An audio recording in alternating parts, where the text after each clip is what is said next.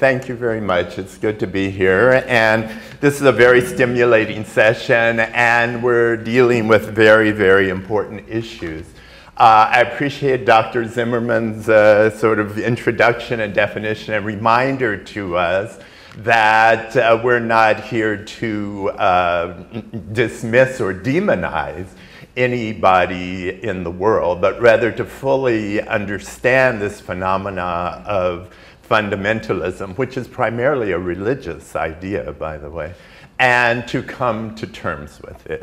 Now, as Dr. Zimmerman pointed out, fundamentalism is really an American contribution to the world. It's our fault. So, and really developed in the early 20th century with developments within Protestant Christianity, where certain Christian ministers primarily felt religion to be under assault and really collapsing under the weight of the assault of science in particular, but also of other very important and overwhelming social movements like secularism, individualism, science, the kind of new higher criticism of the Bible and so on. They felt extremely threatened by this, and therefore they developed a response to it, and this was a religious response. And this religious response at the time was very, very specific. They listed 12 or 15 fundamentals of Christianity which could not be questioned or negotiated, and that was going to save Christianity from, you know, this assault of science. But that development in American history set off a series of events which we are still dealing with today. By the 21st century now, in 2012, these fundamentalist mentalities have spread to all the religions of the world. There are fundamentalist Jews, fundamentalist Muslims, of course, even fundamentalist Hindus, and things have gone much further than they were intended to be in the early 20th century. And so there was really something else going on behind this development of 12 or 15 fundamentals of what was supposed to be the Christian religion. And it was really the attitudes and the stances that are behind, and I get out from behind this podium, I think yeah. Whoa, okay, I better take this with me. It was really the attitudes behind this movement which have had the most influence. Those early fundamentals of Christianity, everybody has forgotten about, and I don't think anybody believes them anymore anyway. But the idea that religion is under assault, that the culture is collapsing, and that only religion can save it, are still with us in a very serious way. And unfortunately, the way that religion is going to be defended, especially defended from science, was the basis of fundamentalist ideas. It was kind of based on a misunderstanding of science as well. But the early fundamentalists could see that science had really replaced religion as the having the confidence not only of leaders of society and intellectuals, but also of the masses. And their response was to look at these scientific texts that were supposed to be, which really aren't if you know anything about science, but anyway, they were supposed to be absolute, fixed, and unchallengeable.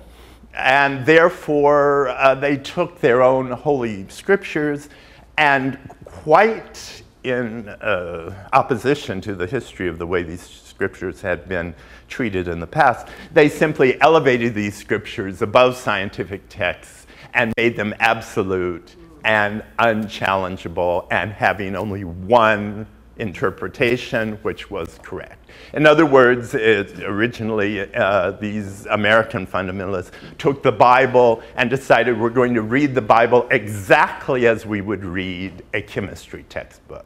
No, no change, no difference, no interpretation, no thought, no different points of view. This is just a chemistry text, and it's going to be taken literally. Well, I mean, my God, that had never been in history the way the Bible had been read. Previous to this, there had been commentaries that would go on and on and on for volumes and volumes and volumes about just one verse of the Bible, maybe, with all kinds of different interpretations. But this changed with the beginning of the 20th century. And now these religious texts have only one and only one correct interpretation, and it is a literal interpretation just as though they were a scientific text. And you can see in this an attempt to defend religion from what was imagined to be the certainties of science at that time. And the explosion of scientific knowledge. Now, as fundamentalism spread to other parts of Christianity and finally to other religions, there are some other tendencies which developed, and you can see in all of these fundamentalisms, even if they're not Christian. There are family resemblances, there are common ground that all of these fundamentalisms share, and most of them are unfortunate, I'm afraid, though they only become problematic when they become extreme. All fundamentalisms define an elect or a chosen membership or a chosen people that are the people of God. And these boundaries of fundamentalist community are very sharp and very, hard boundaries of the community. Anybody outside the community is not part of the group, and therefore is wrong at very least, and maybe even evil at most. The tendency, therefore, once these boundaries are drawn between the saved and the damned, between the people of God and the people of, Satan or whatever, then there is a tendency to demonize outsiders and to see anything outside of the group as evil, and that evil is multiplying in the world and is threatening, actually, the group itself. So the group always feels itself under some kind of attack or threat, even if it's the majority. The other tendency, or another tendency, is authoritarian leadership. After all, if there's one and only one interpretation of the truth, which is acceptable, then there can be only one spokesman who is telling you what that truth is. You can't have multiple voices giving you different points of view. You can only have one because there's only one interpretation that's correct. And therefore, the idea of an authoritarian leadership is almost necessary in fundamentalist groups because you have to have someone who is going to speak and speak truth, who cannot be challenged. And that person almost always has to be male. And why is that? Because if there's only going to be one spokesman, well, then it'll have to be a male figure. Otherwise, men will be subordinated to women, of course, and they're not going to put up with that. Now, if you have a more, kind of consultative view of the truth, then you can have multiple spokesmen, and there's room for women and others to speak. But if you're only going to have one interpretation of the truth, and that's it, then you're going to have one male authority who tells you what the truth is. Another tendency, and these are tendencies, I mean, they aren't, sometimes they get extreme, and that's when we have problems, but not all fundamentalists are crazy. I mean, but these are tendencies which were set in motion by this early American movement, and by now, 100 years later, have developed and changed and morphed, and even moved towards violence, which I'll talk about in a minute. Fundamentalism also establishes an orthodoxy. This is very important, that through the use of scriptures, which is always selective, there is established an orthodoxy of practice and belief which cannot be challenged and which everyone has to conform to. And so the fundamentalists ask the same question that all religions ask. Their answers are just a little different, but the major question which all religions ask is, of course, where is God? Where is God located? Where can I find him? Where is the holy on earth? Where is the sacred? What is good? What is bad? And so on and so forth. Now, unfortunately, the fundamentalist answer to this question is God is located within this elect group and only within this group, and that the sacred is, you know, kind of encompassed or boundaried by our group, but our group only when certain conditions are met. That is, if our group strays from this orthodoxy, then we will also lose the sacred. God will depart from us, so to speak. So that the fundamentalists ask, of course, like everybody else, what does it mean to be a proper human being? Or what does it mean to be human? Unfortunately, the answer now is proper human behavior exists only within this, you know, these boundaries, and only when we conform to the orthodoxy which we believe in. Everybody else outside that, you see, now we're having problems. Everybody outside that is beyond the pale of the holy, has been abandoned by God, and is not a real human being, or not a human being that we really have to respect.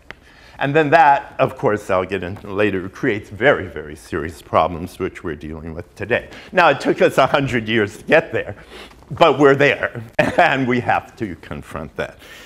Finally, fundamentalist groups, and these are just tendencies, of course, are anti-modern, or at least anti-modernity. They are very happy to accept scientific advances and the internet and cameras, and at least most of them, and so on. But the ideas, the mentality, the intellectual structure of the modern world is rejected absolutely. This means secularism is rejected, rationalism, especially attitudes of scholarship and science and investigation and questioning and so on.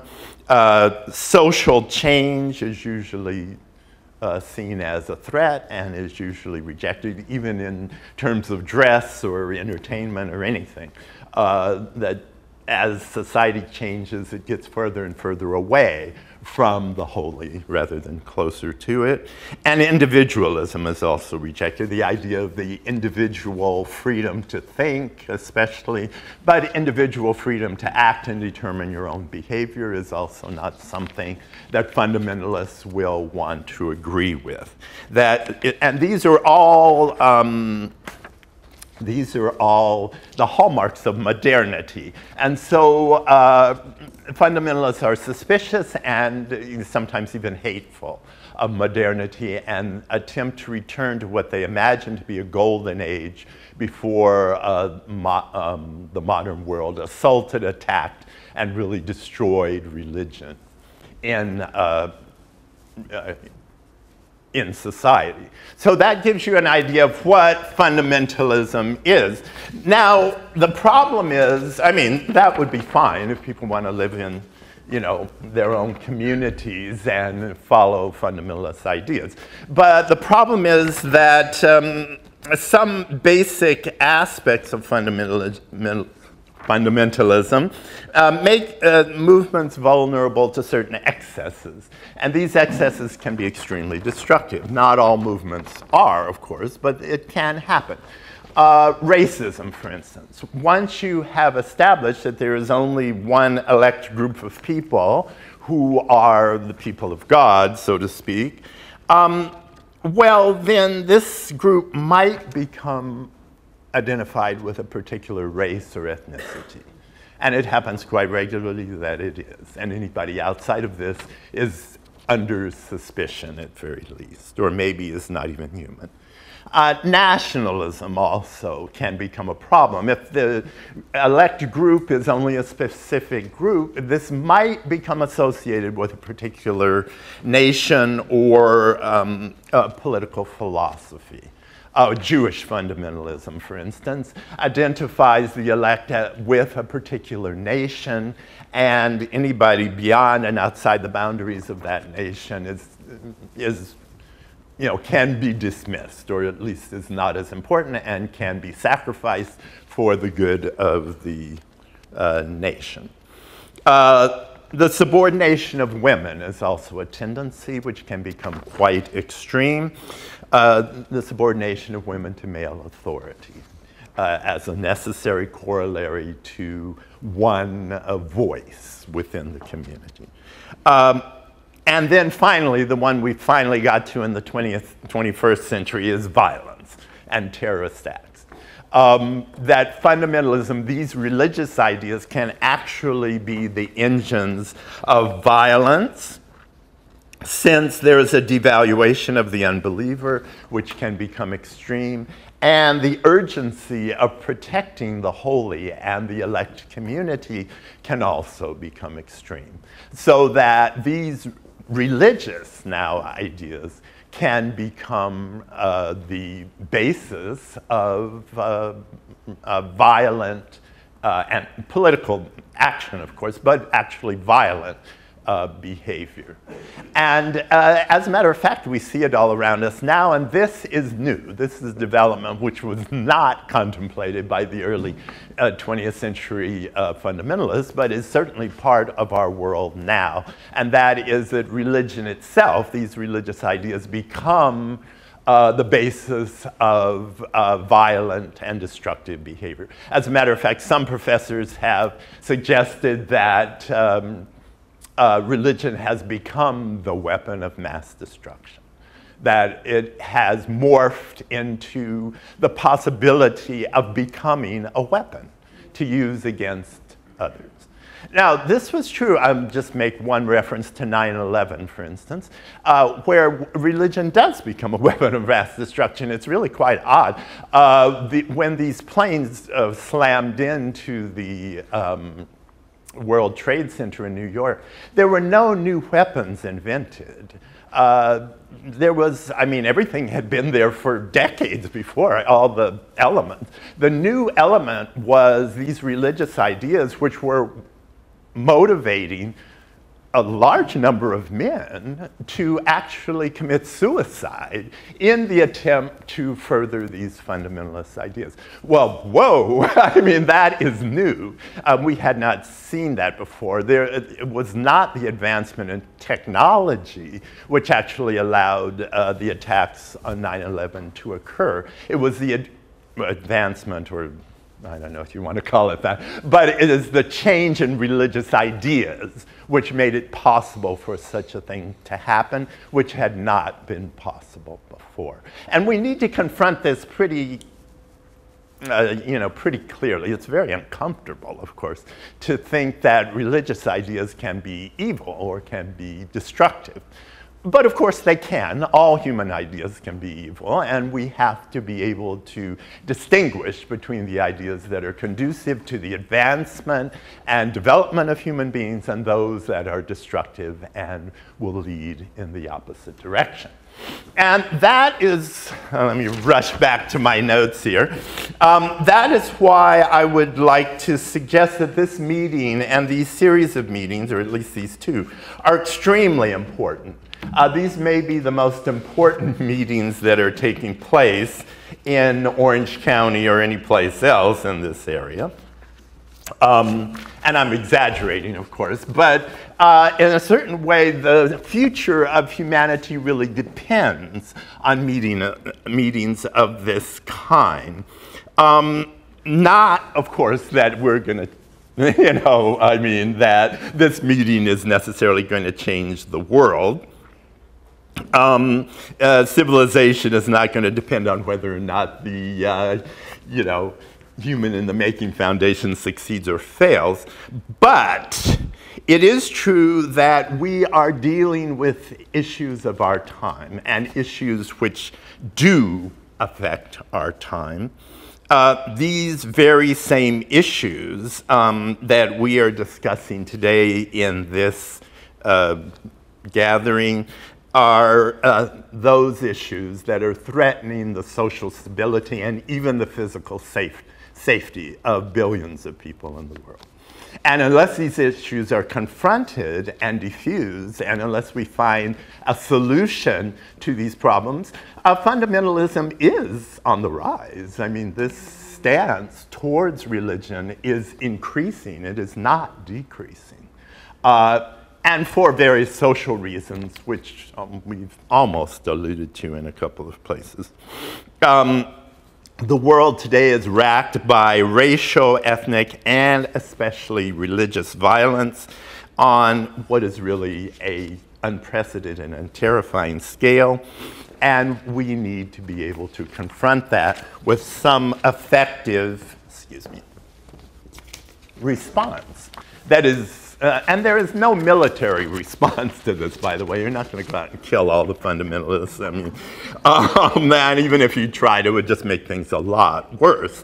The solution must be in ethical action and in religious creativity. It must be that we find a way to communicate racial harmony and ethnic reconciliation and religious, well, the solution to religious fundamentalism has to be religious. I mean, you cannot, I mean, the problem is in the development of religious thought, and it has to be met by religious thought. Why? Because the world, I'm going through my notes now, that until these religious ideas are answered on their own terms, the violence will continue. Progressive people, and particularly religious people who are progressive within their own religious traditions, will have to stand up, be vocal, be very courageous, and struggle against the tendencies within all of our own religious systems to move in the direction of a fundamentalist mentality. And that is not always easy. For kind of scientific, rational people who are not religious and don't understand religion, you know, these religious fundamentalists are just crazy or stupid or nuts or something. They see no logic to this. It's just some fanatic, you know, kind of craziness, you know, that they're just having some kind of epileptic fit or something. That's as far as they can understand this behavior. But the behavior is not crazy, it's not illogical, it's not irrational. It does conform to its own internal logic. And once you understand that logic, you can see where it's going, and that logic must be confronted on its own terms.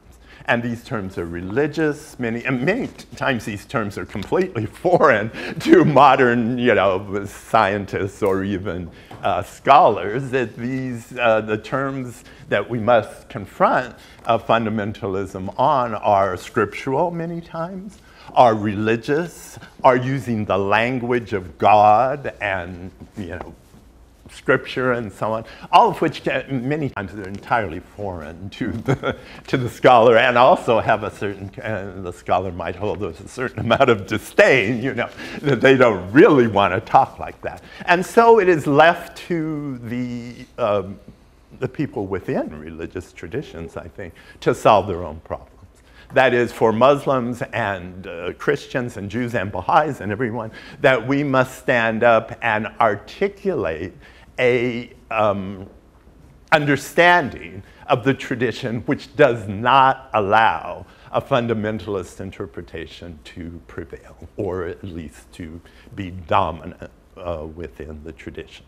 Now, you're always going to have these tendencies around, but you know, the individual simply has to struggle against them.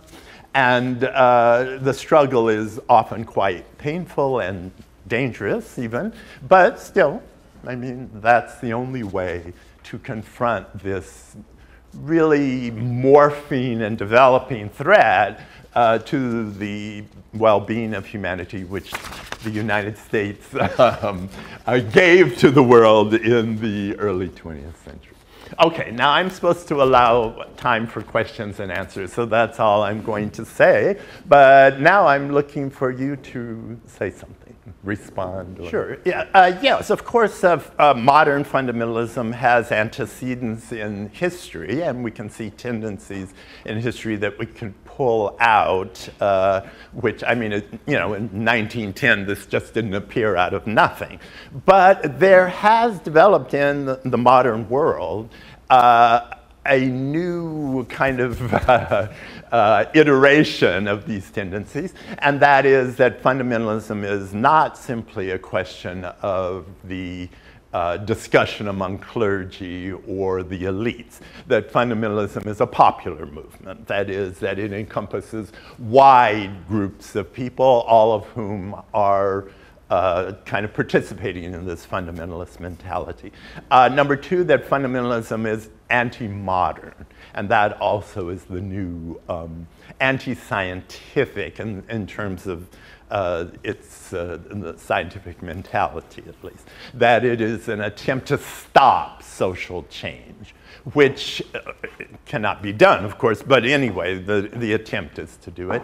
And that also is new. I mean, it's not former movements, no matter how fanatic, they kind of assumed that society is moving in the right direction and that things are under control. Whereas quite the opposite is true about fundamentalism, and that is that society is moving in the wrong direction, and we have to stop it at any cost. So there are elements of fundamentalist mentality that are only found in the 20th and 21st. Yes, of course there are all kinds of horrible human behavior which have been around for a long time. I wouldn't classify communism or Nazism as fundamentalisms, however. These are modern and very high modern movements of authoritarian and totalitarian control, but they're not really based in religion. As a matter of fact, as long as communist ideology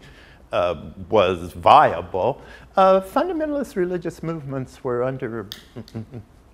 pretty much under control. They did not kind of explode in the way they did after the fall of communism, where there was this sudden ideological vacuum, which, who knew? I mean, was suddenly filled by religious fundamentalist ideas. Once the Soviet Union collapsed and communism was no longer seen as a viable alternative to bring about social justice and social change, suddenly we have all kinds of fundamentalisms appearing in the world to fill that vacuum. But everything that's bad is not fundamentalism. As a matter of fact, all fundamentalisms are not even bad. They might be a little, rigid in their thinking. But it is this extreme and violent development at the end of the 20th century and the beginning of the 21st century that we need to be most concerned with. And besides, Nazism and communism have now passed into history. We don't really have to worry too much about those, well, except for a few crazies around the edges, but then they're always going to be there, and you can just ignore it. It's very uncomfortable to confront that, as anybody who is involved in a religious tradition. But nonetheless, you can see that not only in Christianity, but also in Islam, most notoriously, but also in Buddhism, there are Buddhist fundamentalists now, and Hindu fundamentalists, and Jewish fundamentalists. This kind of intellectual stance towards religion has really multiplied, and it really endangers the welfare of humanity. And therefore, dealing with this issue, confronting the ideas of fundamentalism and how they can be answered, I think, is really crucial importance. If we don't do it, somebody else had better do it, because these ideas cannot be answered with armies or even with scientific, proofs and so on and so forth. They really have to be answered by religious arguments, which are more convincing, at least to masses of people, than the fundamentalist arguments are. Yes, it was, though, at the time, at the origin of fundamentalist ideas, not only was religion under ideological attack, but the whole society was in a period of extremely rapid social change, which was really crushing the lower classes. I mean, they were being forced off of their farms. There was rapid urbanization with huge slums and people being really crushed into poverty. And one of the responses towards, and this is modernity, of course. I mean, modernity is, creating factories and cities and, forcing people into abject poverty, also stripping them of their culture and their what they assumed was their natural way of life on a farm or on the land or somehow connected to their history. All of a sudden, all of this is being stripped away at the beginning of the 19th century. And one of the responses was fundamentalism, that, well, you can take everything else away from us, but we're the people of God, and we are going to stand by that. And this idea that this social change is evil, which certainly for them it was, and is against the will of God, and therefore should be stopped. And that's true in other parts of the world too. You can see in Islamic countries being crushed, actually, by modern innovations and globalization and the influence of foreigners and on and on and on. People are reacting in such a way as to try to say this is wrong. I mean, this is evil. And it does mobilize. And in that sense, it might be a good thing, actually, that it can mobilize masses of people to prevent kind of the worst social evils. No, I don't think so. I don't think you can reduce religion to just economics or social, factors. There is also a religious factor at work, and what you will find is that many of these Islamic fundamentalists and even suicide bombers and so on are educated people. They come from middle-class Middle Eastern families. Sometimes they come from wealthy Middle Eastern families, but they have been seduced into this fundamentalist mentality, which they find utterly convincing and overwhelming. So you need a religious solution. You can't just solve the problem with social and economic development. At least that's my idea. I think that you need a religious solution. But you might, we might discuss this further. I find equilibrium cannot really be maintained. I mean, we're always striving for balance, and we're looking for balance, and we're hoping for balance, but we can never quite achieve it. What we have to do is create a momentum in a direction which will lead us to where we want to go. Trying to maintain an equilibrium is always hopeless. So I agree with you that the extremes are the most worrying part of this whole equation, but I feel that what we need is religious creativity, really. We have to look at our own traditions and come up with new and innovative and progressive ideas that will push us, lead us in a direction which is progressive, which is, moving towards unity and the reconciliation of all peoples, the coming together of all people. And if we aren't moving in that direction, well, then trying to just maintain an equilibrium that's just not going to work. There has to be positive movement in positive direction.